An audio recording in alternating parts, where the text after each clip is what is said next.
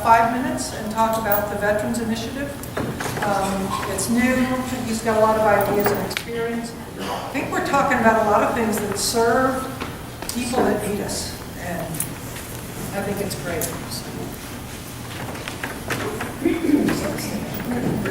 Thanks, Ellen.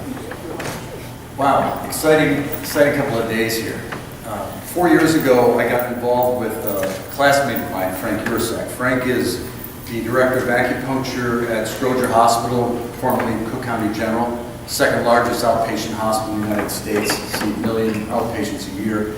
And we got to working, prior to that, he was the associate dean of the Oriental Medical School at National College of Chiropractic. And I spent a couple of winters up there, which is outrageous for someone who lives in Florida. But we started working with veterans, and we wanted to provide an evidence-based program that proved that acupuncture worked, and use that to understand the relationship between pain and PTSD, which is the reason for this initiative, is to alleviate pain, address the veterans' issues, knowing that we have the tools to do that. So basically what the initiative is all about is to educate our population here in the state. We have 3,000 licensed people here practicing. We have 1.6 million veterans. 75% of those veterans have seen war. And out of that percentage, 70% are from Vietnam and Afghanistan and Iraq. And it's a generational issue. We spoke about this last night a bit.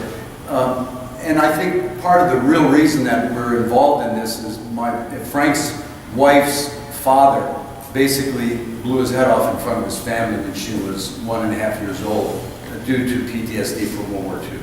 So he has a direct relationship with that, and it's shown up because her daughter committed suicide. And so this is what I would call a miasmic issue. I mean, the imprint's there. And we have the ability through our medicine to help remove that. And what we're using is evidence-based research through heart rate variability. Met a wonderful man, Alexander Rivkin, back in 2004. He's the Russian mathematician who has developed the algorithms and the equipment to measure fitness as it relates to autonomic nervous system balance. And the more out of balance you are, the wider range you are apart from your sympathetic and parasympathetic nervous system, the more the 99.7% accuracy of his equipment shows the availability or the survivability, adaptability, and propensity of a heart attack. So we're using this cutting-edge Western diagnostic tool to prove that the nada points, battlefield points, hand points in 5 minutes can create a change. So the idea is to teach the community the tools to number one, first and foremost, how can you get veterans into your clinic? How do you approach these people? They have stand-downs.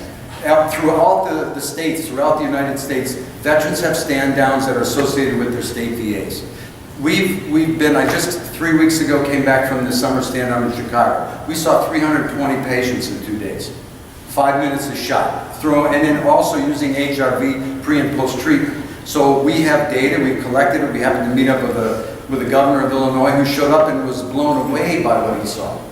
And every person that was there, we did active as well as retired and veterans, and they got help. And they start talking. So that's how you get involved.